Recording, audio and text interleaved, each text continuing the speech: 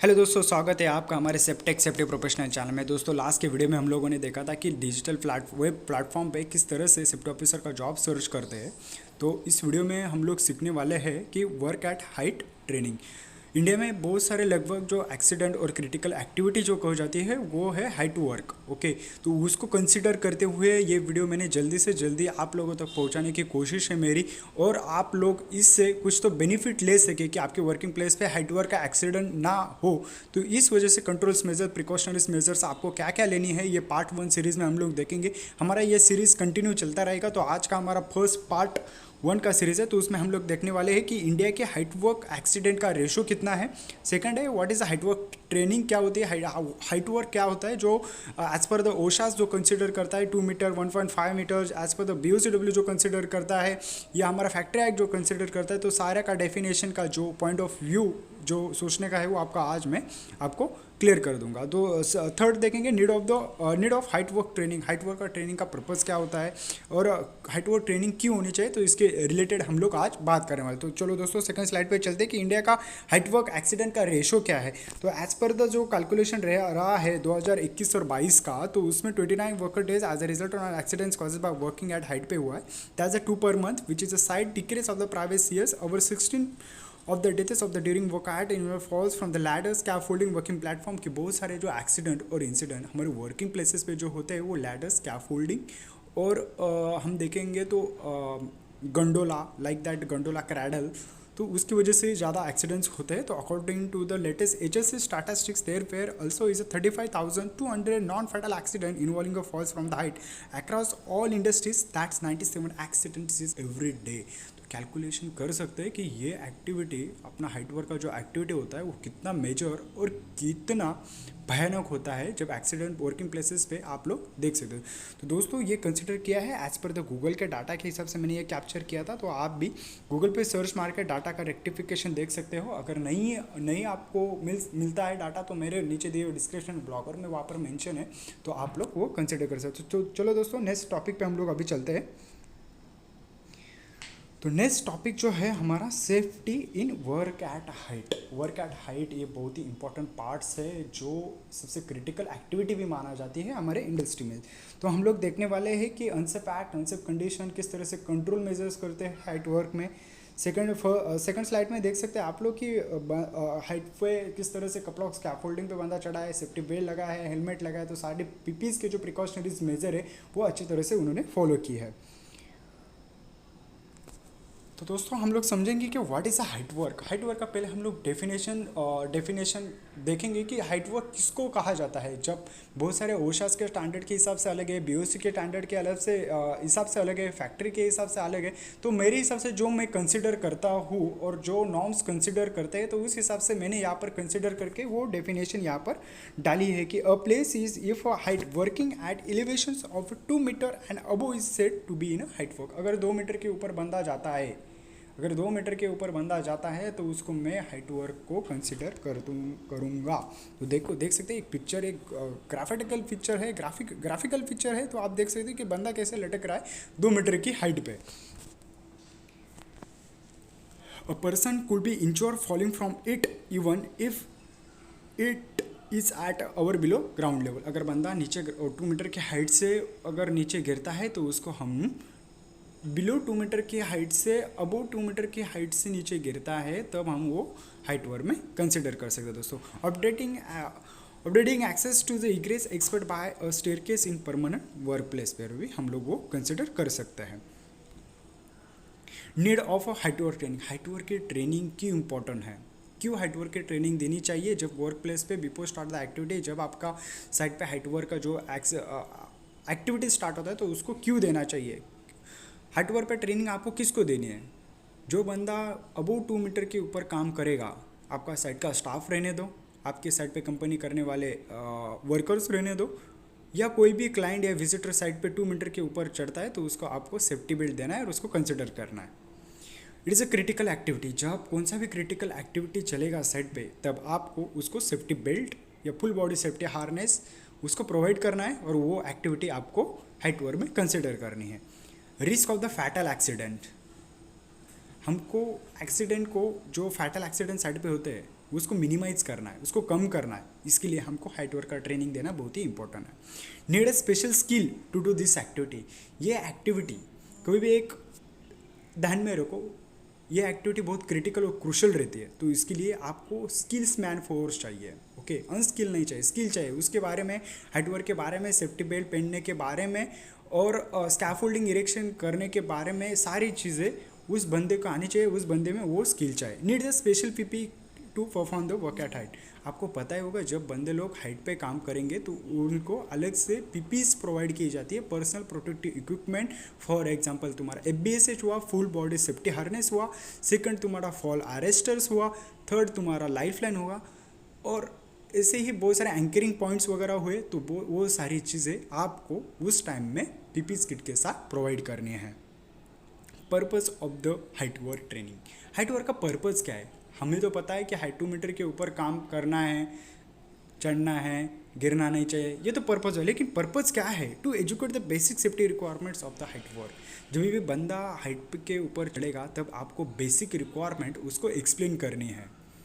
Basic requirements हुई, कौन सी हुई? Basic requirement, safety belt proper से एंकर किया है क्या नहीं, स्कैफोल्डिंग वर्किंग प्लेटफॉर्म पे अच्छे से सपोर्ट्स वगैरह लगा है कि नहीं, प्लेटफॉर्म सिक्योर है क्या नहीं, टो गार्ड अच्छे से है क्या नहीं, ये सारी बेसिक रिक्वायरमेंट है, आपको साइड पे एक्सप्लेन करनी है।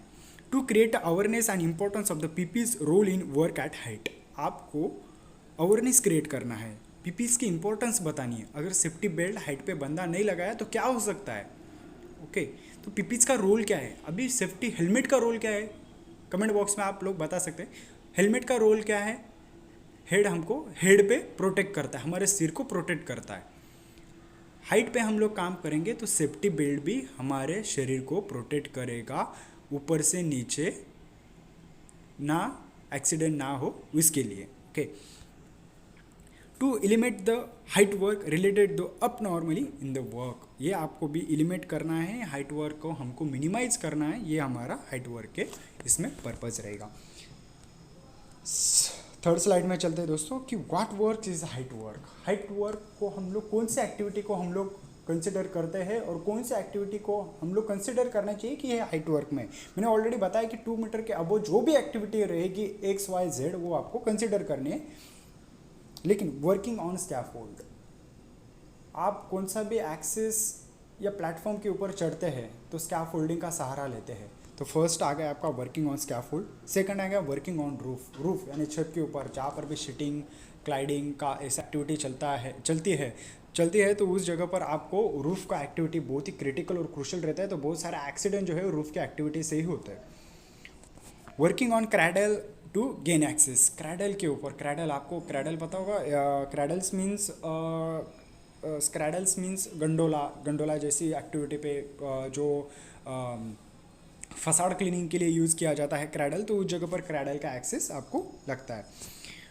फोर्थ हुआ working on ladder specifically ladders कम से कम 1.5 मीटर की हाइट, 1 मीटर हाइट और 1.75 या 2 मीटर के अबो ही हाइट का लैडर का इस्तेमाल होता है। तो लैडर्स इतने फैटल एक्सीडेंट होने के कम ही चांसेस है अगर लापरवाही की। तो फोर्थ में आता है वर्किंग क्लोज ऑफ द एस्केवेशंस। अगर जिस जगह पर एस्केवेशन का एक्टिविटी हुआ जहाँ पर लूज सॉइल रहती है तो लूज सॉइल की वजह से भी डीप में जाने के यानी गड्ढे में कुएं में कूदने जैसी ही लापरवाही की तो वहाँ पर आपकी भी जान जा सकती है। फिफ्थ हुआ वर्किंग इन चिमनी इरेक्शन। आप लोगों ने देखा होता मोस्ट ऑफ द ये जो चिमनी इरेक्शन जो होती है ये फैक्ट्री या फैक्ट्रीज में जहाँ पर इंस्टॉल होती है, लेकिन फैक्ट्री का जो काम होता है वो कंस्ट्रक्शन सेक्टर से ही एस्टिमेट होता है। तो खास करके चिमनी की जो एक्टिविटी है वहाँ पर भी बहुत सारे रिस्क यहाँ पर कवर्ड होते हैं। वर्किंग ऑन ट्रस लेवल बोलेंगे तो जहाँ पर रूफिंग शिफ्टिंग का एक्टिविटी चलता है, जो रूफ रहता है जो उसके लिए अपना राफ्टर वगैरह जो बोलते हैं तो उसके लिए हम लोग वो ट्रस लेवल पे देख सकते हैं। तो दोस्तों working above the tripped of the ring किसी को पूछा कुछ पता होगा वर्किंग अबोव द ट्रिप तो उसके बारे में मुझे कमेंट बॉक्स में बता सकते हैं दोस्तों। तो दोस्तों ये कुछ एक्टिविटीज़ के जो फोटोग्राफ्स है तो आपको मैं बताना चाहता हूँ what types of the work at height. तो आप इमेजेस देख के इमेजिन कर सकते हैं कि कौन सा एक्टिविटी स्कैफोल्डिंग के ऊपर है, कौन सा रूफिंग पे है। तो ये देख सकते हैं कि एक बंदा सेफ्टी बेल्ट लगा हुआ है, कपलॉक स्कैफोल्डिंग पे खड़ा है। ये कपलॉक स्कैफोल्डिंग होता है दोस्तों। वर्किंग ऑन ट्रस यानी वो जो राफ्टर वगैरह जो मैंने कहा था, तो उसको इस तरह से स्टैंडिंग होके अच्छे से पोस्ट लाइफलाइन दे के यहाँ पर काम एक्टिविटी करना पड़ता है। Working on a step ladder, ladder के ऊपर बंदे लोग काम करते हैं, उसमें 3 पॉइंट कॉन्टैक्ट होना चाहिए, एक लैडर को एडिशनली एक बंदे ने पकड़ना चाहिए, तो फॉल रिस्क कम हो सकता है। वर्किंग एट लैडर, लैडर पे इस तरह से आपको चढ़ना है। वर्किंग क्लोज टू एस्केवेशन, जो एस्केवेशन की एक्टिविटी चलती है, खुदाई की जो एक्टिविटी चलती है, उस जगह पर आपको भी थोड़ा बहुत केयर करना है। देखो अभी एस्केवेशन किया है तो इसमें सबसे ज़्यादा रिस्क क्या होती है, सॉइल आजू बाजू की जो सॉइल होती है वो लूज सॉइल होती है, तो लूज सॉइल की वजह से क्या होता है, गड्ढे में गिरने के चांसेस बहुत होते हैं। तो आपको एरिया अच्छे से बैरिकेड्स वगैरह करना है और वहाँ पर फॉल प्रिवेंशन के साइनेजेस वगैरह वहाँ पर आप लोगों को डिस्प्ले करना है। वर्किंग ऑन रूफ यानी छत के ऊपर जब आप लोग काम करते हैं, रूफ की शिटिंग एक्टिविटी जो बोली जाती है वो बहुत ही क्रिटिकल हैवी क्रिटिकल होती है, और सबसे ज़्यादा एक्सीडेंट का रिस्क का जो रेशो है वो उसमें ही है, तो आपको उसमें अच्छे से सावधानी रखनी है दोस्तों। तो वर्किंग एंड चिमनी, बहुत सारे कंस्ट्रक्शन या फैक्ट्रीज इंडस्ट्री में चिमनी का इस्तेमाल किया जाता है। तो चिमनी ये बहुत ही आप बोलेंगे तो एक कम से कम 75 मीटर या 18 प्लस हाइट मीटर के अबो ही ये चिमनी का इरेक्शन किया जाता है। Working on the top of the tripod, ये देखो ट्रिपॉड यानी मैंने कहा था कि जो क्रेन के ऊपर अभी आप क्रेन के ऊपर राफ्टर वगैरह जो इरेक्ट करते हैं तो उसको ट्रिपॉड किया जाता है। पेंटिंग की एक्टिविटी करते समय आप लोग लैडर्स वगैरह प्लेटफॉर्म वगैरह जो यूज़ करते हैं, स्कैफोल्डिंग वगैरह यूज़ करते हैं, अच्छे से प्लेटफॉर्म न होने की वजह से वो ट्रिप होने के चांसेस होते हैं। इलेक्ट्रिकल के वर्क करते समय भी आप लोग प्लेटफॉर्म का इस्तेमाल करते हैं, स्कैफोल्डिंग होती है या आपका लैडर्स वगैरह होता है, तो उस टाइम में भी हाइट वर्क का एक्सीडेंट सबसे ज़्यादा होता है। Working on the edge of the building, ये तो सबसे क्रिटिकल पॉइंट है। जहाँ पर रेसिडेंशियल प्रोजेक्ट आप लोगों ने देखे होंगे तो एज लेवल में बहुत सारे एक्टिविटीज चलती है, तो हमको उस तरह पर फॉल प्रोटेक्शन का, फॉल प्रिकॉशनरी सेफ्टी नेट्स वगैरह वहाँ पर कवर करके हमको उसका प्रिकॉशनरी लेना चाहिए। तो दोस्तों ये पार्ट 1 में हम लोगों ने आज के टॉपिक में इतना ही कवर हो पाएगा। नेक्स्ट टॉपिक में हम लोग समझेंगे कि what is hazards for a height work, फिर सेफ्टी बेल्ट का इस्तेमाल कहाँ किया जाता है, एंकरिंग पॉइंट कैसे होता है, रिस्क रेशो क्या होता है, तो उसके बारे में हम लोग डिस्कस करने वाले हैं दोस्तों। तो दोस्तों आप लोगों को वीडियो अच्छा लगा हो तो प्लीज़ लाइक करो, शेयर करो, सब्सक्राइब करो, और मिलते हैं नेक्स्ट सेकंड पार्ट में। अगर आपको ये ड्राफ्ट, आपको ये PDF चाहिए तो मेरे नीचे दिए हुए ब्लॉगर पे क्लिक कीजिए, आपको वहाँ पर इन्फॉर्मेशन मिल जाएंगे। तो मिलते हैं दोस्तों अगले नेक्स्ट वीडियो में। Thank you so much.